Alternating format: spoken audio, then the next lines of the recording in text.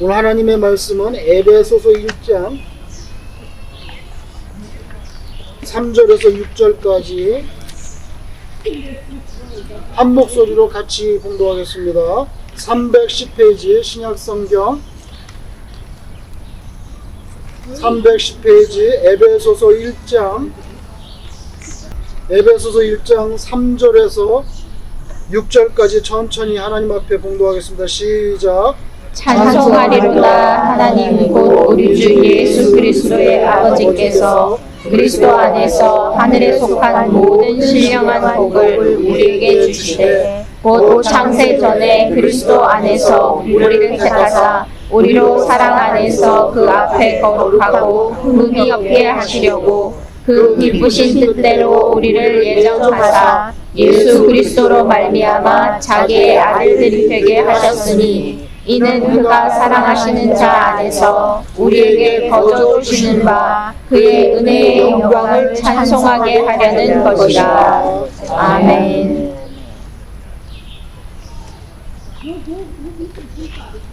구약 창세기에 보면 야곱에 관한 말씀이 있는데요. 야곱이 살던 시대에 야곱이 이제 그 양을 치잖아요. 염소도 치고 양을 치는데 야곱이 자신이 돌보는 그 가축의 반점을 바꿀 수 있었겠는가?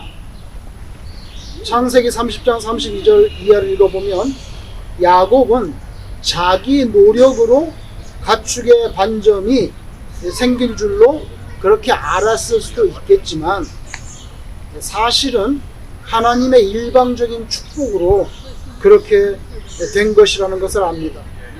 여러분 생각해 보세요. 만약에 여러분 집에 매일 그 알록달록한 그런 무늬천을 걸어놓고 매일매일 아침 저녁으로 그거를 한 5분씩 들여다보고 그렇게 몇십 년 동안 들여다보다가 나중에 결혼하셔서 뭐 자녀를 낳는다면 여러분 자녀 피부가 얼룩덜룩한 피부가 나오겠습니까? 절대 그런 일 없죠. 절대 그런 일 없어요. 야곱이 외삼촌 라반하고 거래를 하는데, 왜냐하면 외삼촌 라반이 짠돌이라서 페이를 잘 안 하는 거예요. 공짜로 부려먹으려고. 그게 야곱도 속이 얼마나 상하겠어요. 그래서 이제 딜을 하는데, 이 삼촌 앞으로 이제 내가 양떼 이거 염소를 키우다가 아롱진 거, 점 있는 거, 검정색 태어나면 그거는 제가 제 페이먼트로 생각하고 갖겠습니다. 괜찮겠습니까? 그러니까 라반이 가만히 생각해 보니까 그런 거 잘 안 태어나거든요. 그게. 가만히 생각해 보니까 별로 미칠 장사가 아니거든. 그래, 그러면은 앞으로 키우다가 새끼를 낳을 때 점 있는 거, 아롱진 거, 검정색, 그거는 네 싹스로 가져라. 동의를 했어요. 동의를 했는데 이 외삼촌도 참 깍쟁이야. 그 다음에 자기 그 목장에 가가지고 점 있고 아롱지고 검정색 싹 다 뺀 거야. 몽창 다 빼가지고 하나로 다 해가지고 야곱 보고 너는 하얀 것만 요거만 쳐라. 그리고 이거 아롱지고 성경에 보니까 검정색 점 있는 거는 따로 해가지고 두 대로 나눠가지고 성경에 보니까 3일 길 떨어지게. 그러니까 3일을 가야 만날 수 있는 거예요. 뭐요? 교배가 일어나지 않도록. 그럼 검정색 알롱지게 교배하면 그렇게 새끼가 태어나면 그게 야곱이 가져가니까 그걸 분리시킨 다음에 성경에 보니까 3일 길 떨어지겠다는 거예요. 이 삼촌. 그러니까 이제 야곱이 자기도 살아야 되겠으니까 성경에 보니까 이제 뭐 버드나무, 신풍나무 이런 나무를 갖다가 꺾어가지고 아주 가지를 꺾어가지고 칼로 거기를 이렇게 군데군데 이렇게 껍질을 벗겨가지고 언뜻 보면 얼룩덜룩하게 만든 거예요. 그걸 가지고 양떼하고 염소떼가 이제 물 먹으러 오는데 보세요, 여러분. 야곱이 얼마나 노력했는지 몰라요. 물 먹으러 오면 개울가에 이제 물을 먹잖아요. 개울가에. 성경을 자세히 보세요. 그 개울가에다가 자기가 나무가지에다가 그 조각한 거를 거기다가 다 세워놓은 거예요. 여러분 생각해 보세요. 물을 먹을 때 어디를 쳐다봅니까? 네? 물을 쳐다봅니다. 아시겠어요? 물을 쳐다보는데 그 앞에다가 조각해서 얼룩달락하게 하는 그 가지를 다 세워놓은 거야. 그럼 물 먹을 때마다 그 얼룩덜룩한 걸 보게 되잖아요. 그러면은 새끼 날 때 점 있고 얼룩덜룩한 거를 낳을 것이다. 이렇게 머리를 굴린 거예요, 자기 딴에는. 그래가지고 그런 게 많이 태어났어요. 그래서 재산이 많이 늘어나는 거예요. 그러면 야곱은 어떻게 생각했습니까? 자기가 개울가에다가 그런 나무가지를 많이 꽂아놔가지고 염소떼가 물 먹을 때마다 얼룩얼룩 하는 걸 보니까 이렇게 많이 태어났구나, 이렇게 생각하지 않겠어요? 근데 여러분, 과학적으로 불가능한 일입니다. 불가능한데 어떻게 이렇게 많이 태어났냐고. 어떻게 된 겁니까? 하나님이 그렇게 태어나게 해준 것입니다. 멘델의 유전 법칙을 보면 하얀색에서도 새끼를 낳을 때 일부는 점 있는 것과 아롱짓고 태어날 수가 있습니다. 하나님이 많이 태어나게 해주신 거죠. 자기가 나무가지를 많이 꽂아놓고 머리를 쓰고 노력을 해서 된 게 아니에요. 그런데 야곱이 그것을 과연 알았을까? 아니면 자기가 많은 노력을 해서 거부가 됐다고 생각을 했겠을까? 했는가?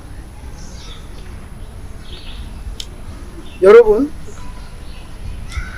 이 야곱하고 삼촌 라반 사이에 비즈니스가 많이 얽혀 있는데 전부 다 자기 이기주의자야. 모든 세상 사람도 이기적이죠. 이기적이 안 사람 몇 명이 있어요. 자기 재산 불릴 생각만 하는데 하나님께서는 야곱을 불쌍히 여겨서 재산을 줍니다. 왜 그러냐면, 첫째는 정당한 노동의 대가를 못 받았기 때문에 하나님이 챙겨주셨어요. 그보다 더 중요한 이유였어요. 뭔지 아세요? 하나님이 야곱을 택했기 때문에. 택했다는 개념은요, 두 가지 중요한 주제가 있어요. 그 안에. 내가 이현숙 집사님을 택하였다. 그럼 어떻게 되는 줄 아세요? 어떻게 됩니까? 이현숙 집사님을 제가 필요할 때 인도해 줄 수가 있습니다. 인도함을 받고 싶지 않을 수도 있지만 받는 걸로 하겠습니다. 인도해 주는 데는 게 있어요. 여러분, 살면서 죽을 때까지 내 혼자 힘으로 사는 거야. 용 쓰면서 얼마나 힘듭니까? 누군가가 이렇게 가이드 해준다는 거, 이건 정말 큰 위로가 됩니다. 또 한 가지는요, 택했다는 거에는 뭐가 있냐면요, 보호해주고 싶은 마음이에요. 택했기 때문에 보호해주고 싶은 마음. 여러분, 우리가 어떤 위기를 당할 때 지혜가 있고 권력이 있는데 굉장히 마음이 선해, 이 사람은. 그래서 나를 도와주는 거예요. 이 사람이 나를 도와줘. 여러분, 그것보다 큰 축복이 어디 있습니까? 권력이 있어도요, 지혜가 없어서 멍청한 사람이 있어요. 일을 그르치게 돼요. 지혜가 많아도 권력이 없는 사람이 있어요. 지혜도 있고 권력도 있는데 마음이 선하지가 않아서 도와줄 마음이 전혀 없는 사람이 있어요. 그런데 지혜도 있고 권력도 있는데 선한 마음이 있어서 제가 위기에 봉착했는데 도와주는 거예요. 얼마나 큰 재산입니까? 하나님께서 누군가를 택하셨다는 것은 인도해주고 보호해준다, 두 가지 중요한 주제가 흘러요. 근데 그게 야곱에게 흐르고 있다. 자, 또 한 가지 생각해 볼게요. 이스라엘이 이집트에서 430년 이상 동안 노예살이라다 해방이 됐네. 그래서 이제 40년 광야 생활을 거치다가 가나안 땅으로 들어갔는데 제일 먼저 정복한 성이 여리고성. 여리고성. 자, 여리고성은 여러분 아시는 대로 하루에 한 바퀴씩 돌고 있고, 그 다음에 마지막 날에는 7바퀴를 성을 그냥 도는 거야. 그냥 이렇게 다 줄줄 서가지고 먼지가 얼마나 났겠어요. 생각해보세요. 애들은 울지 않았겠어요? 베이비들이 할머니들의 지팡이 안 짚었겠냐고요. 그게 쉬운 일이 아니에요. 그것도 7바퀴 돌고 마지막에 외치라 했을 때, 함성을 질렀을 때 무너져 내렸잖아요. 그래서 정복하게 되죠. 여리고성을 누가 무너뜨렸습니까? 여러분, 여리고성을 여호수아가 무너뜨렸습니까? 여리고성을 이스라엘 백성의 음성이 우렁차고 힘차서 그 음향 때문에 무너졌습니까? 성벽이 불가능하다. 그거 누가 무너뜨렸습니까? 하나님이 무너뜨린 것입니다. 왜? 하나님이 수백 년 전부터 그 땅을 주겠다고 아브라함에 약속을 하신 거예요. 여러분, 사람들도 약속하면 지키려고 하잖아요. 근데 하나님 약속 안 지키겠어요? 그래서 하나님께서 허락해 주신 거예요. 여러분, 창세기 읽어보면 31장 11절 12절에 한번 읽어보면요, 하나님께서 양떼와 염소떼가 교배할 때 아롱진 것들과 점박이들, 검정색 이런 것들이 많이 교배하게 해주겠다고 적혀 있어요. 창세기 31장 11절 12절에 적혀 있다고. 하나님이 꿈에 나타나서 야곱에게 그렇게 말씀했어요. 그래서 부자 된 거예요. 여호수아는 어떤 줄 아세요? 성경 찾아보니까 여호수아서 5장 15절에 여호와 하나님의 군대 장관이 나타났어요. 누구에게? 여호수아에게. 그러면서 뭐라 그러면 신발을 벗으라. 그게 뭔지 아세요? 여리고성 들어가기 직전이에요. 신발을 벗으라. 여러분, 신발을 벗는다는 것은요, 내 모든 권리를 포기한다는 뜻, 내가 종이 되겠다는 뜻이 있어요. 그 뭐예요? 너는 내 앞에 종이라는 거고 내가 시키는 대로 하고. 즉 여리고성을 정복하는 거 누가 합니까? 하나님이 하십니다. 너는 내가 시키는 대로 해. 뭘 시킬 건데요? 한 바퀴씩 돌아. 한 바퀴씩이요? 그걸 왜 도는데? 그리고 마지막 날 7바퀴. 7바퀴? 그리고 마지막에 소리 질러. 아유, 하나님 무슨 전쟁을 그런 식으로 해요? 그런 소리 하지 말라는 거예요. 내가 너에게 가르치는 대로 해라. 신발을 벗어라. 여러분, 성경에 찾아보시면 여호수아 5장 15절에 그 말씀을 딱 하고 6장 1절에 바로 여리고성입니다. 여리고성 정복한 거 100% 하나님께서 주신 거예요. 삽으로 딱 떠가지고 딱 떠서 앞에다가 준 겁니다.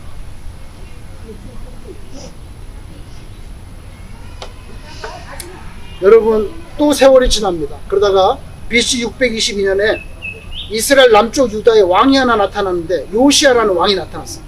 요시아라는 왕이 너무 신앙이 좋아가지고요, 아주 썩어 빠진 이스라엘의 종교 개혁을 하는데 자기는 남쪽에 살면서 어디까지 갔냐면요, 북쪽에 베델까지 올라갔더라고요.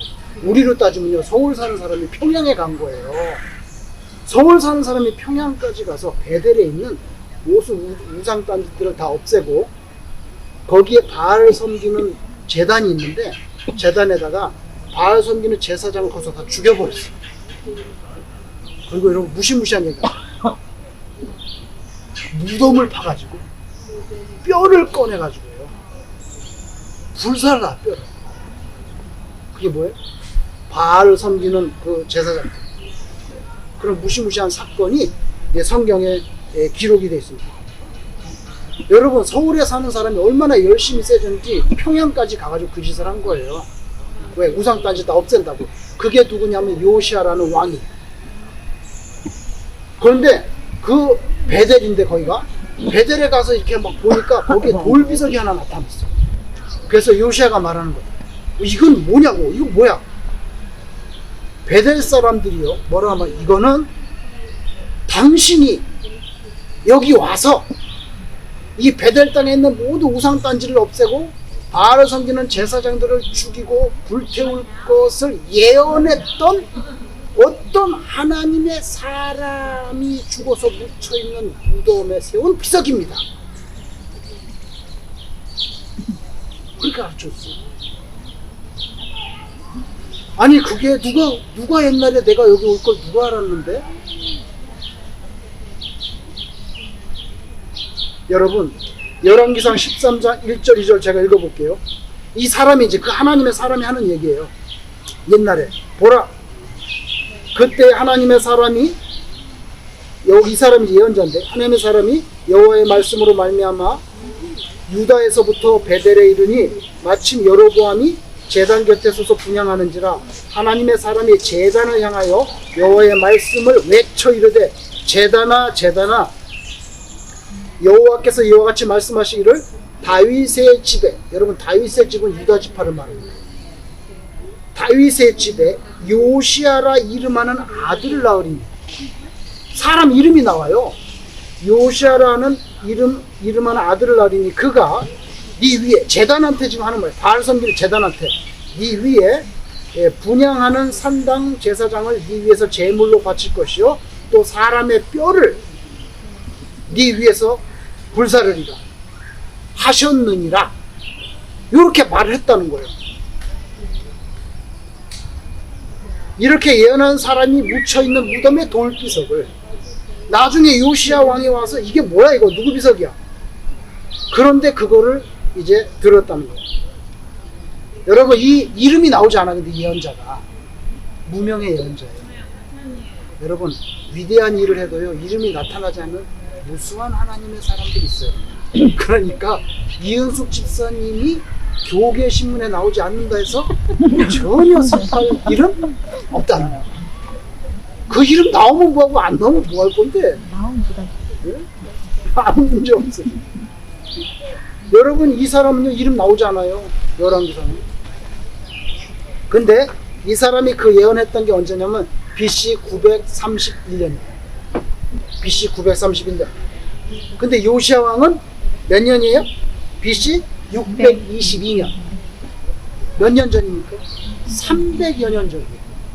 300여 년 전에 예언을 하면서 앞으로 요시아라는 사람이 태어나는데, 그 사람이 지금 네 눈으로 보는, 여로보암 왕 네 눈으로 보는 이 제단 위에다가 바알 제사장을 죽일 거다, 뼈를 갈아서 불질를 거다, 예언을 했어. 300여 년 전에.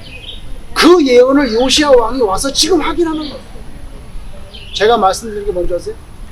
요시아 왕은 자기가 신앙이 좋고 굉장히 거룩한 사람이라서, 우리식으로 따지면 서울에 사는 사람이 평양까지 가가지고 우상숭배를 다 척결하고 바알 산당 제사장을 다 죽이고 뭐 그냥 뼈를 불사르고 난리가 났어요. 이거 무시무시한 사건이에요, 여러분.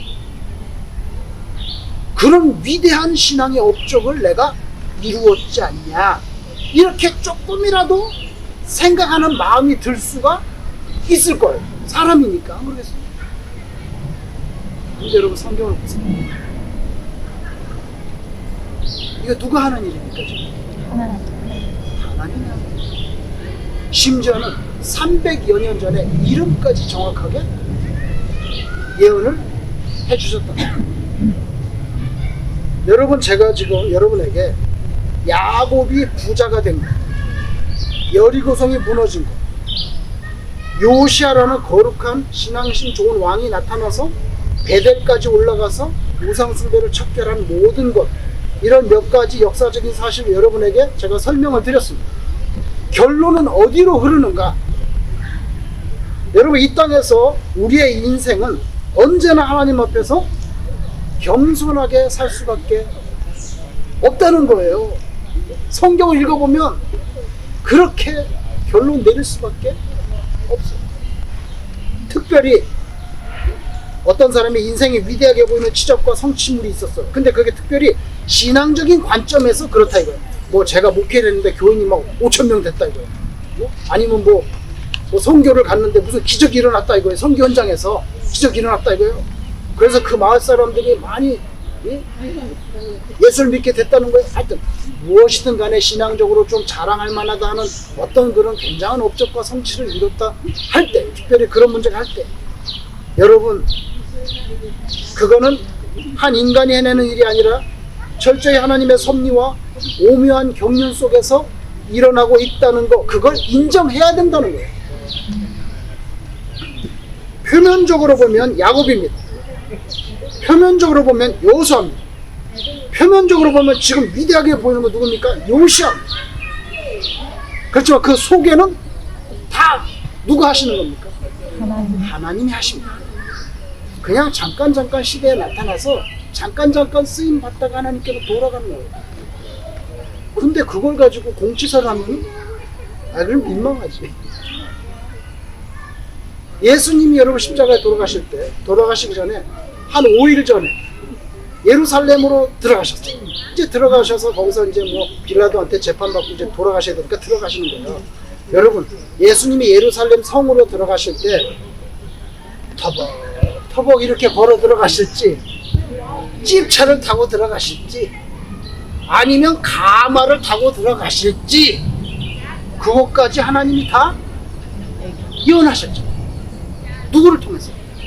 스가랴라는 예언자가 있어요. 스가랴라는 예언자가 있는데, 구약시대. 그 사람 스가랴 9장 9절에 예언을 합니다. 제가 읽어드릴게요. 9장 9절에 시온의 딸아. 시온의 딸이 누군지 아세요? 시온의 딸은요, 예루살렘 백성들을 말합니다. 백성들. 시온의 딸아, 크게 기뻐할지어다. 보통 기뻐하면 안 된다는 거예요. 크게 기뻐할지어다. 왜? 앞으로 메시아가 너희들에게 갈 거니까. 크게 기뻐할지어다. 그 다음에 뭐라냐면, 예루살렘에 따라 즐거이 부를지어다. 보라, 네 왕이, 이거는 궁극적으로 킹 오브 킹스, 예수님 말하는 거예요. 네 왕이 네게 임하시나니 그는 공의로우시며 구원을 베푸시며 겸손하여서 나귀를 타시나니 나귀의 작은 것 곧 나귀 새끼. 이렇게 예언을 했어요. 여러분, 이 예언자가 언제 예언한 줄 아세요?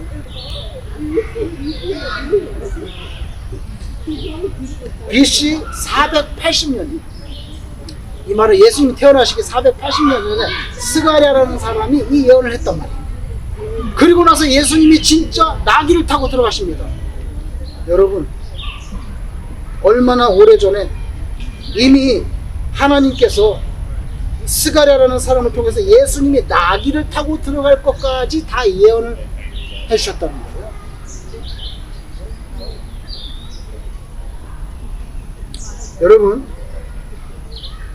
여러분 각자 인생에 대해서도 하나님께서 원하시는 게 있을 거예요. 분명히 있을 거예요. 그러니까 여러분, 늘 하나님께서 나한테 뭘 원하실까 기도하시면서 살아요. 그런 생각이 없이 사는 거는요, 그건 정말 무의미한 거예요. 밥 먹고 화장실만 왔다 갔다 하다가 인생 끝나는 거예요. 그건 예수 안 믿는 사람도 다 하죠. 오늘 이렇게 공원에 나서 예배를 드리니 참으로 하나님께 감사할 일입니다. 하나님께서 지으신 것들은 전부 하나님의 말씀대로 움직여. 봄 되면 다 잎사귀 새로 나잖아. 우주의 그 전체도요, 자기 길이 있어요. 길 있잖아요.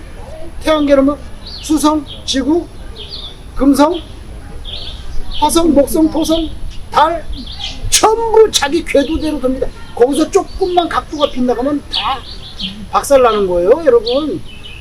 하나님이 지정해준 궤도로만 계속 돕니다. 봄, 여름, 가을, 겨울, 봄 됐잖아요, 이렇게. 그죠? 또 꽃 피고, 열매 맺고. 그죠? 물고기가 바다에서 벌떡 뛰어나서 이리로 막 오는 거 봤어요? 안 옵니다. 왜? 물고기는 어디서 살아요? 물에서 살라고 했으니까 거기서 사는 거예요. 절대 올라오지 않아요. 성경에 보면 하나님께서 물에 경계를 두시고 이런 말 나오고, 전부 다 하나님께서 창조하신 질서대로 프로그램 해놓은 대로 움직입니다. 짐승도, 식물도. 그런데 딱 한 가지 하나님의 속을 썩이는 게 있어요. 그 누구야? 인간이에요. 이게 문제야. 왜 그렇게 하나님의 속을 썩이냐 이거죠. 여러분, 이사야 1장 3절, 우리의 신현숙 집사님이 나는 무슨 말인지 몰라요, 그냥 읽어요 라고 하실 수도 있지만, 혹시 기억나시는지 들어보세요. 제가 읽어볼게요. 이사야 1장 3절에 이렇게 말했어요. 읽으셨잖아. 그러니까 기억나나 보라고. 소는 그 임자를 알고 나귀는 주인의 구유를 알건만은 이스라엘은 알지 못하고. 이 말씀을 하실 때 하나님의 마음이 얼마나 안 좋냔 말이에요.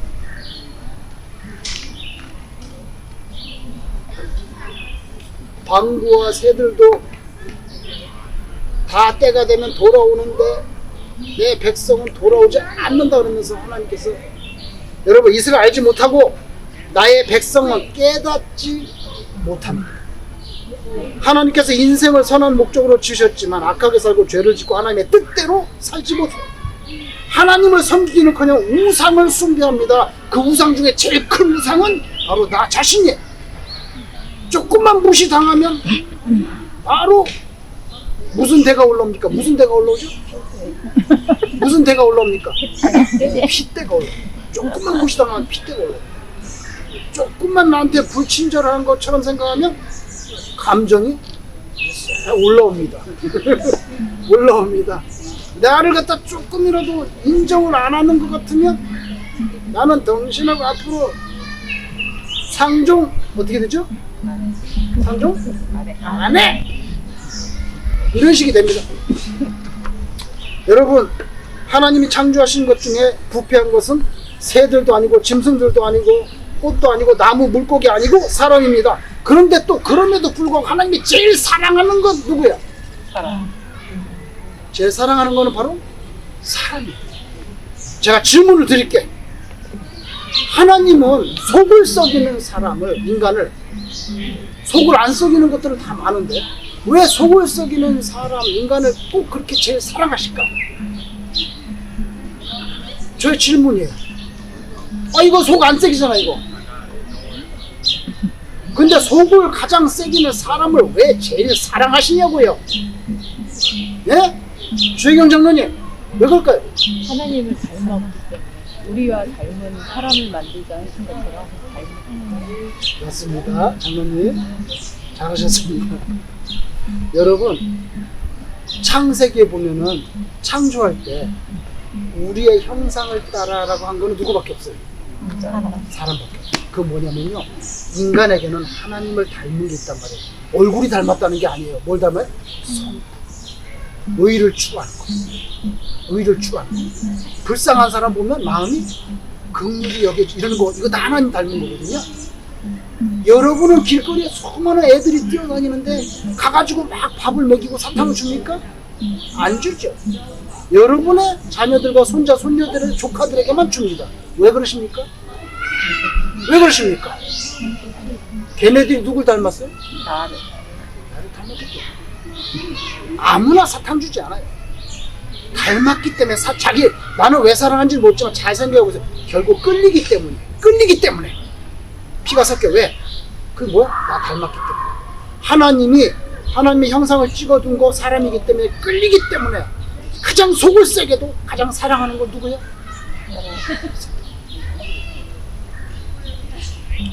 하는 짓을 봐서는 당장에 버려버려야 되는데 버리질 못하고 끌어안는 게 누구냐면 인간이에요. 왜? 하나님이 사랑하기 때문에. 죄를 짓고 죄를 짓면 뭘 받아요? 벌 받아요. 그죠? 하나님의 저스티스, 하나님의 정의 뭐? 죄의 싹은 뭐야? 사랑.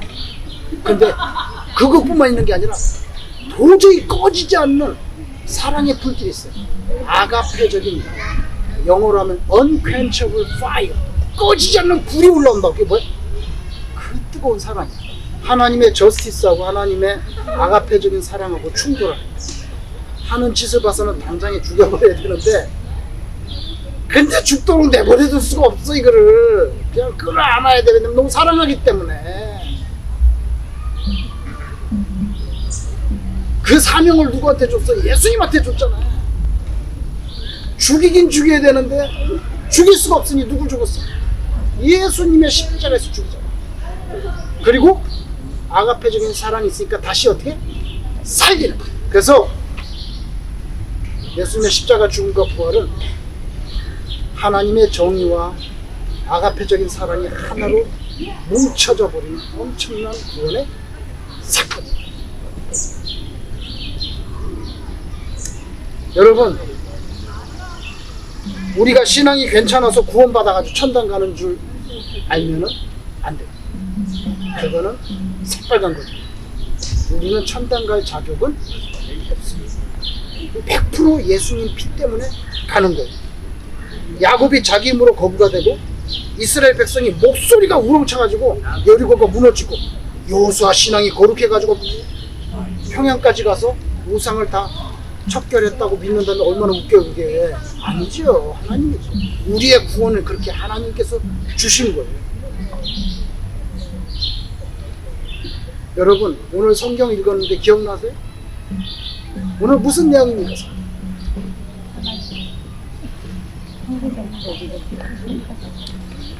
우리의 모든 구원을 하나님께서 예정해 놓으셨다는 거예요. 그러니까 내가 어떤 이유든 간에 교만하거나 자화자찬하는 것은 하나님 앞에서 바르지 않습니다. 바르지 않습니다. 여러분 오늘 본문 4절 곧 창세전에 그리스도 안에서 우리를 어떻게 해요? 택하사. 이거 진짜 중요한 말씀이에요. 창세, 세상을 짓기 전부터 너를 택했다. 근데 이게 최고의 복이라는 거예요. 왜? 여러분 기억나세요? 제가 말씀드렸죠. 택했다는 건 두 가지 주제가 그 안에 있다. 뭐요? 인도하는 것과 보호하는 것. 여러분 3절에 보면은 3절 한번 읽어봐 주세요. 이현수님 크게 뭐라고 했어요? 찬송하자다 하나님 곧 우리 주 예수 그리스도의 아버지께서 그리스도 안에서 하늘에 속한 모든 신령한 복을 우리에게 주시되. 네, 거기 보세요.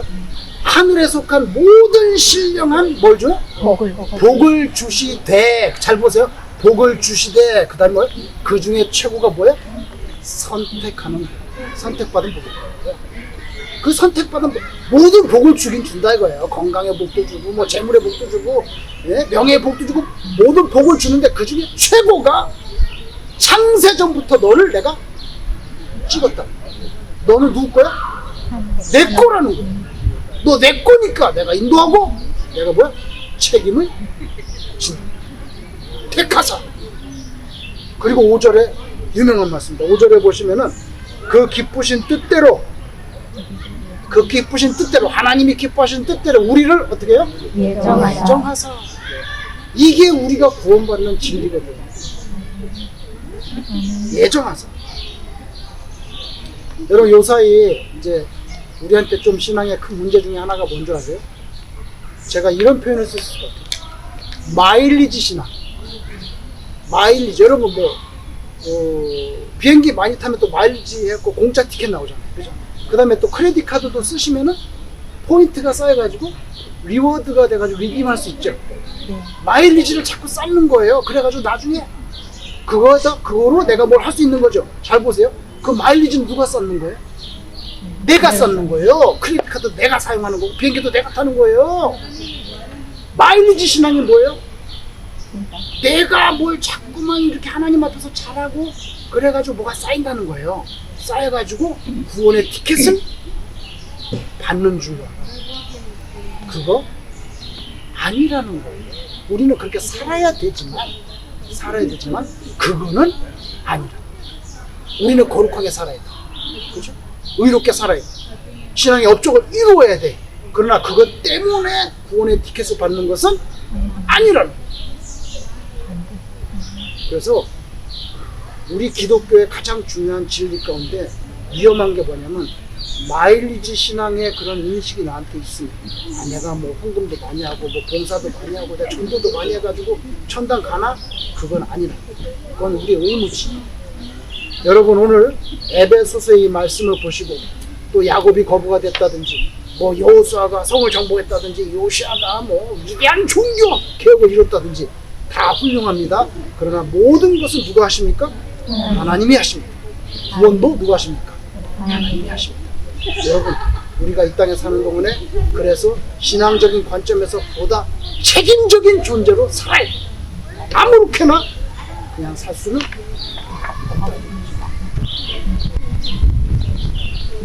저와 여러분이 주님 안에서 예정받아서 예수 믿게 되고 예수 믿는 거잖아요. 늘 감사하는 마음으로 사실을 주님 이름으로 축원합니다. 아멘.